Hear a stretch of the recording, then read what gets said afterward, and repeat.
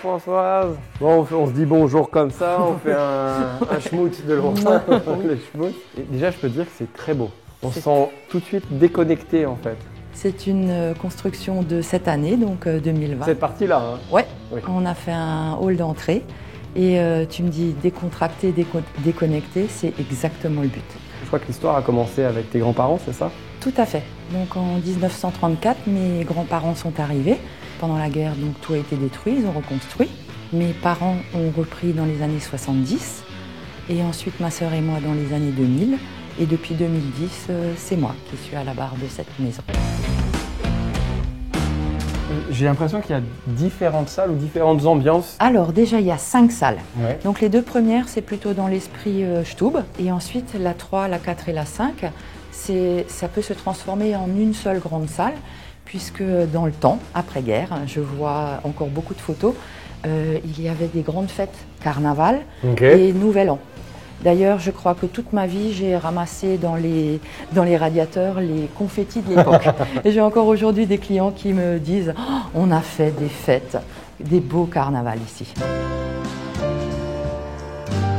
Une entreprise, c'est des personnes. Et moi, je suis entourée de personnes qui sont fidèles. Et cette maison tourne comme elle tourne aujourd'hui grâce au petit nombre de personnes qui travaillent avec moi. Chez nous, je dis chez nous parce que c'est chez nous, c'est un peu un kibbutz.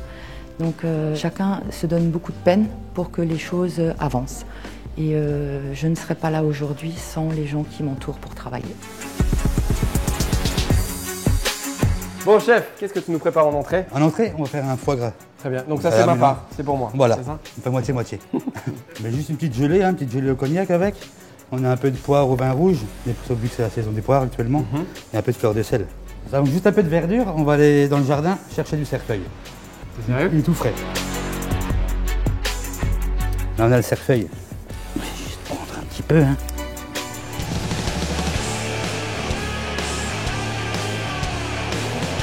C'était super bon cette entrée. Merci bien. Mais j'ai encore très faim. D'accord. Là je te propose une pièce de bœuf Ouais. avec une purée de butternut. Et à côté c'est quoi, des Saint-Jacques? Ouais. Fais les deux en même temps. Saint-Jacques, risotto. Allez, je Allez-y. plonge avec toi dedans. Je vais commencer par démarrer le risotto. Un petit peu de beurre, avec un peu d'oignon. On rajoute le riz, c'est du riz arborio, spécial risotto. Un peu de vin blanc et un bouquet garni. Du bouillon de volaille. Voilà. Maintenant on va s'occuper de la pièce de bœuf. On va graisser un petit peu et la snacker. Le bœuf basse température, c'est une cuisson qui se fait sous vide pour conserver la tendrosité de la viande en fait. Qu'est-ce que c'est ça? Ça c'est ma niche à viande, normalement. T'as une fenêtre? On passe directement. T'as une fenêtre sur ta chambre On met le froide? mise en place ici, ça évite d'aller au frigo tout le temps quoi. Incroyable. Avant c'était une ancienne boucherie ici. Et donc là les bouchers ils avaient accès au frigo. Tu t'en viens pas à faire tu perds pas de temps. Voilà. Et c'est des génies. C'est long. Il a cuit 2 heures là, il est tendre, il n'a pas perdu de poids. On va juste accompagner les Saint-Jacques maintenant. Pareil, je trempe dans l'huile d'olive un peu. On le cercle le risotto pour avoir une belle forme. On met le chou chinois par-dessus. Après les Saint-Jacques, petite huile de pain, l'écume de citron et quelques segments de pamplemousse pour la fraîcheur. De nouveau un peu de cerfeuil du jardin.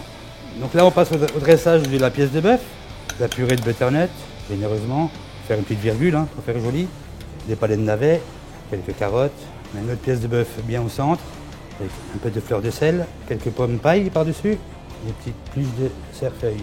On fait un petit jus de bœuf avec du vin rouge, mais ça on sert à part.